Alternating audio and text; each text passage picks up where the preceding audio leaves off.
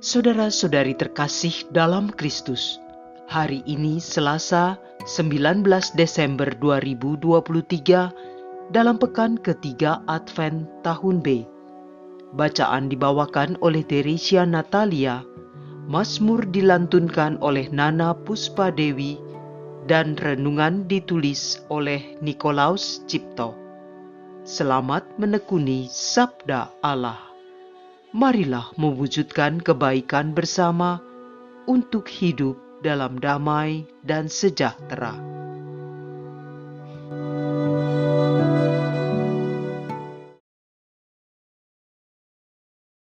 Dalam nama Bapa dan Putra dan Roh Kudus. Amin.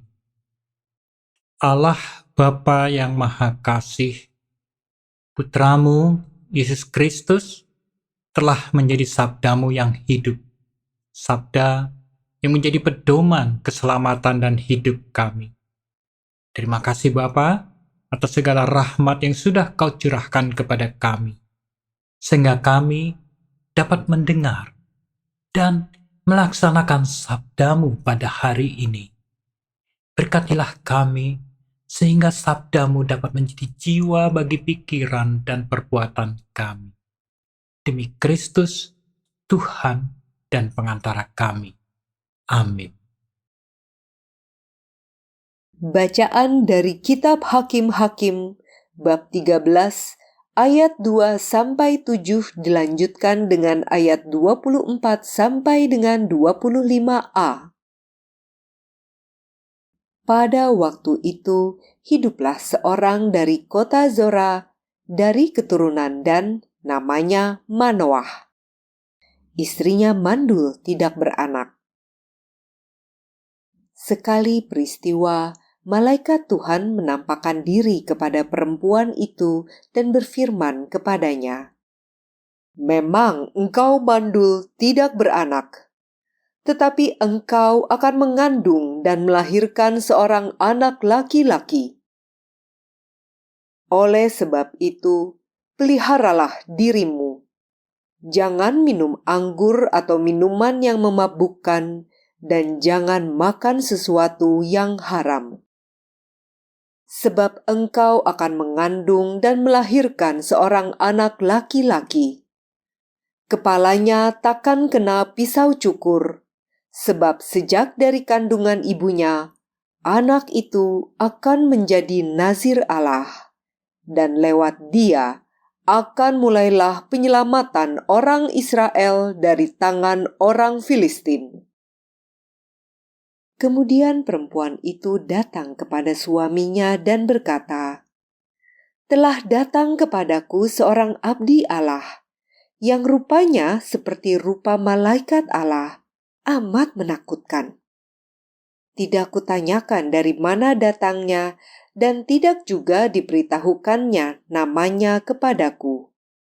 Tetapi ia berkata kepadaku, 'Engkau akan mengandung dan melahirkan seorang anak laki-laki. Oleh sebab itu, janganlah minum anggur atau minuman yang memabukkan, dan janganlah makan sesuatu yang haram. Sebab sejak dari kandungan ibunya sampai pada hari matinya, anak itu akan menjadi seorang nazir Allah.' Lalu perempuan itu melahirkan seorang anak laki-laki dan diberinya nama Simson. Anak itu menjadi besar dan Tuhan memberkati dia. Mulailah hatinya digerakkan oleh Roh Tuhan." Demikianlah sabda Tuhan.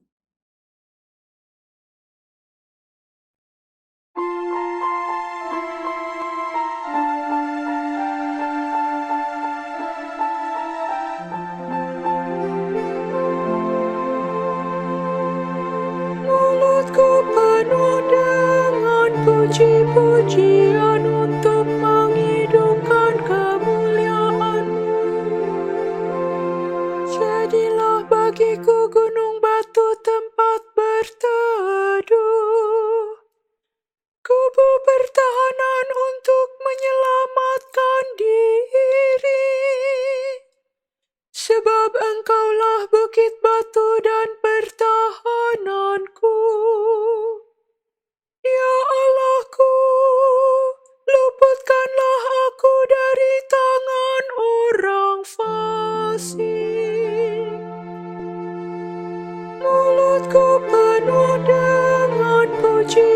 puji-pujian untuk menghidupkan kemuliaan-Mu.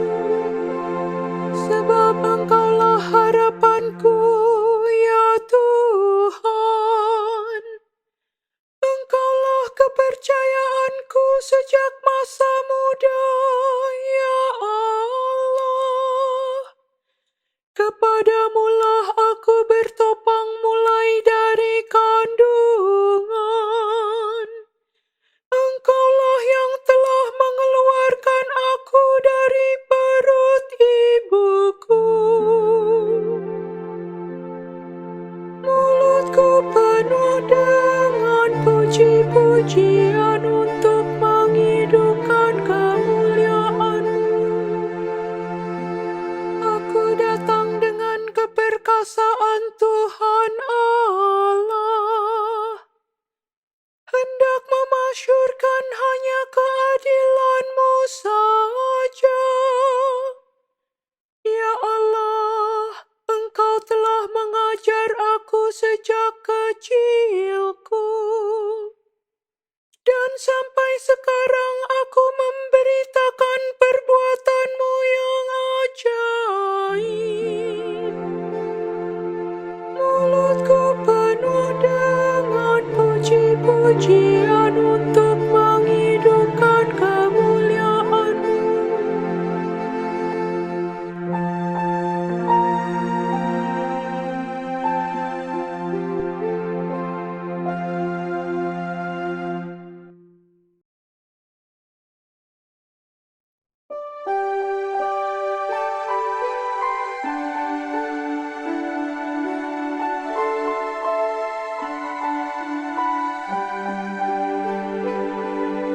Alleluia, alleluia, alleluia, alleluia.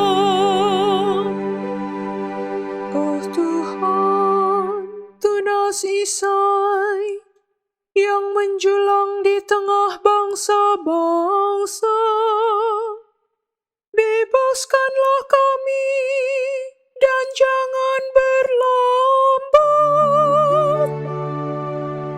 Alleluia, alleluia, alleluia, alleluia, alleluia, alleluia,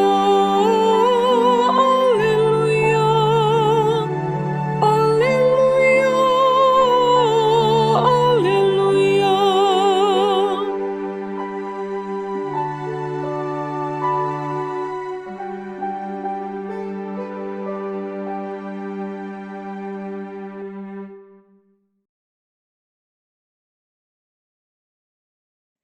Inilah Injil suci menurut Lukas bab 1 ayat 5 sampai dengan 25. Di zaman Herodes Raja Yudea, hiduplah seorang imam yang bernama Zakaria dari kalangan Imam Abia. Istrinya juga berasal dari keturunan Harun, namanya Elisabet. Keduanya hidup benar di hadapan Allah dan hidup menurut segala perintah dan ketetapan Tuhan dengan tidak bercacat. Tetapi mereka tidak mempunyai anak, sebab Elisabet mandul dan keduanya telah lanjut usia. Sekali peristiwa, waktu tiba giliran kelompoknya, Zakaria melakukan tugas sebagai imam di hadapan Allah. Sebab ketika diundi, sebagaimana lazimnya untuk menentukan imam yang bertugas, dialah yang ditunjuk untuk masuk ke dalam bait Allah dan membakar ukupan di situ. Pada saat pembakaran ukupan itu, seluruh umat berkumpul di luar dan sembayang. Maka tampaklah kepada Zakaria seorang malaikat Tuhan berdiri di sebelah kanan mezbah pembakaran ukupan. Melihat kejadian itu, Zakaria terkejut dan menjadi takut. Tetapi malaikat itu berkata kepadanya, "Jangan takut, hai Zakaria, sebab doamu telah dikabulkan. Elisabet istrimu akan melahirkan seorang anak laki-laki bagimu, dan haruslah engkau menamai dia Yohanes. Engkau akan bersuka cita dan bergembira. Bahkan banyak orang akan bersuka cita atas kelahirannya. Sebab ia akan besar di hadapan Tuhan, dan ia tidak akan minum anggur atau minuman keras. Ia akan penuh dengan Roh Kudus mulai dari rahim ibunya. Ia akan membuat banyak orang Israel berbalik kepada Tuhan Allah mereka, dan ia akan berjalan mendahului Tuhan dalam roh dan kuasa Elia, untuk membuat hati para bapa berbalik kepada anak-anaknya, dan hati orang-orang durhaka kepada pikiran orang-orang benar. Dengan demikian, ia menyiapkan suatu umat yang layak untuk Tuhan. Lalu kata Zakaria kepada malaikat itu, "Bagaimanakah aku tahu bahwa hal ini akan terjadi? Sebab aku sudah tua dan istriku pun sudah lanjut umurnya."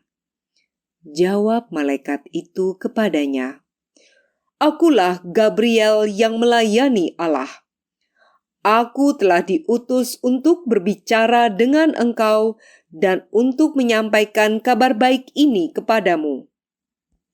Sesungguhnya engkau akan menjadi bisu dan tidak dapat berkata-kata sampai kepada hari semuanya ini terjadi, karena engkau tidak percaya akan perkataanku yang pada waktunya akan terbukti kebenarannya." Sementara itu orang banyak menanti-nantikan Zakaria. Mereka begitu heran bahwa ia begitu lama berada dalam bait suci. Ketika ia keluar dan tidak dapat berkata-kata kepada mereka, mengertilah mereka bahwa ia telah melihat suatu penglihatan di dalam bait suci. Lalu Zakaria memberi isyarat kepada mereka, sebab ia tetap bisu. Ketika selesai masa tugasnya, ia pulang ke rumah. Tak lama kemudian, mengandunglah Elisabet istrinya, dan selama 5 bulan ia tidak menampakkan diri. Katanya, "Inilah suatu perbuatan Tuhan bagiku. Sekarang ia berkenan menghapuskan aibku di depan orang." Demikianlah sabda Tuhan.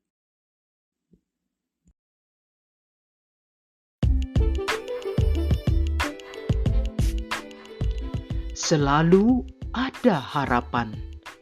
Renungan dibawakan oleh Nikolaus Cipto.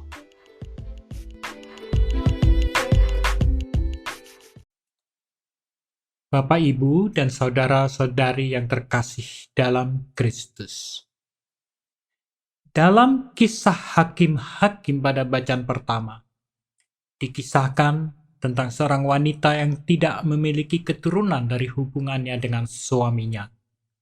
Namun, melalui suatu cara, wanita tersebut menemukan bahwa harapan yang pada awalnya nampak habis, ternyata akhirnya dapat memperoleh keturunan yang sangat diharapkannya. Keadaan ini sebenarnya adalah simbol dari seseorang yang tidak dapat mewujudkan harapannya, namun berkat dari nazir Allah, yaitu janji Allah yang Maha Rahim, harapan yang bagi manusia sudah berada dalam keadaan tidak mungkin terwujud, dapat juga terwujud.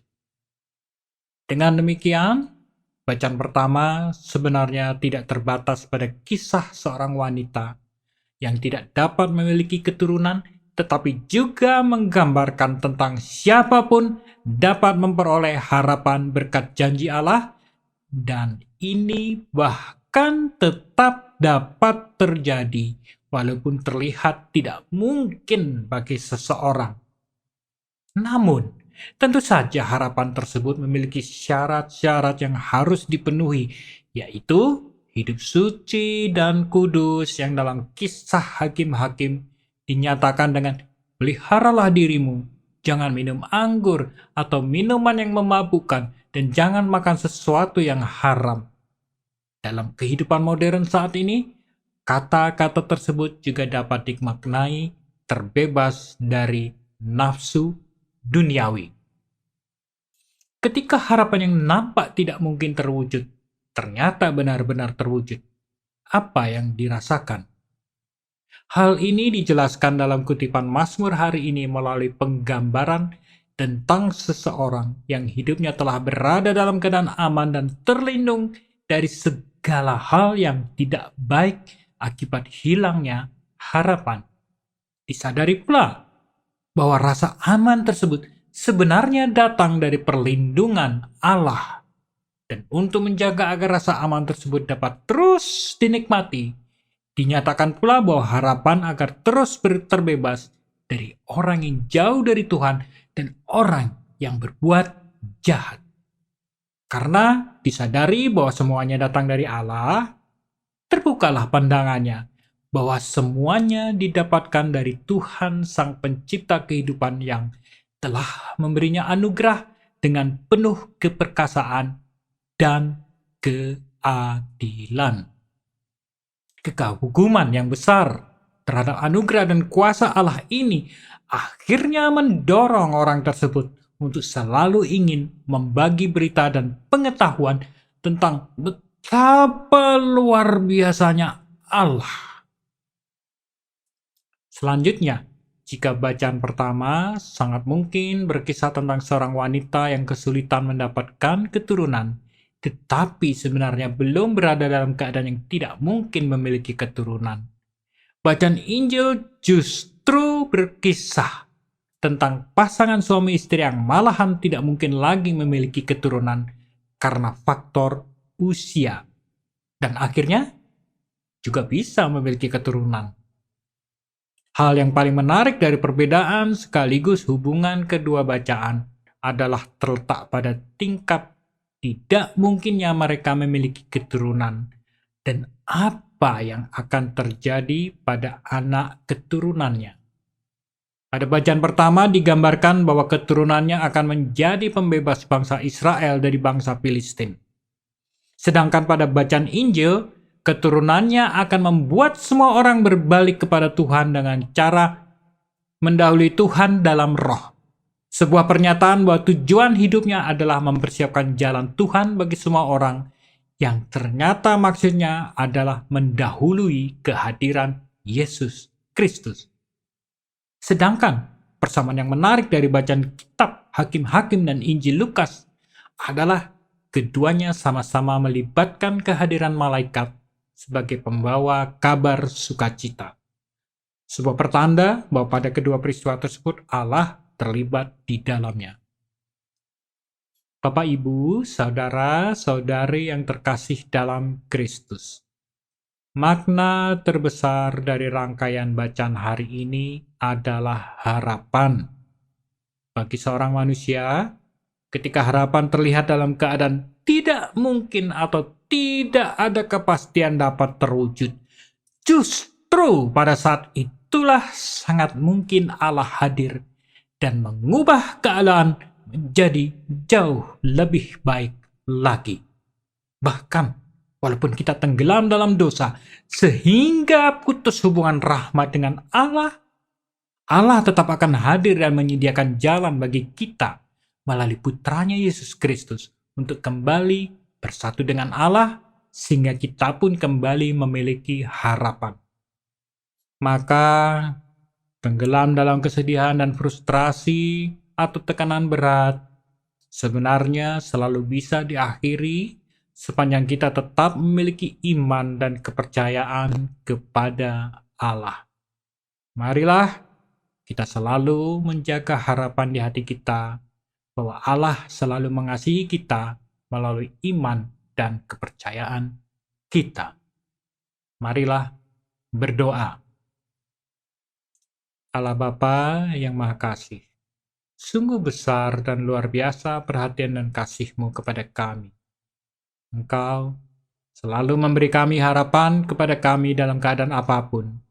Bahkan tetap demikian, walaupun kami telah jatuh begitu dalam di dalam dosa dan benar-benar tidak layak di hadapan-Mu. Kami bersyukur Engkau selalu ada bagi kami dan memberi kami harapan.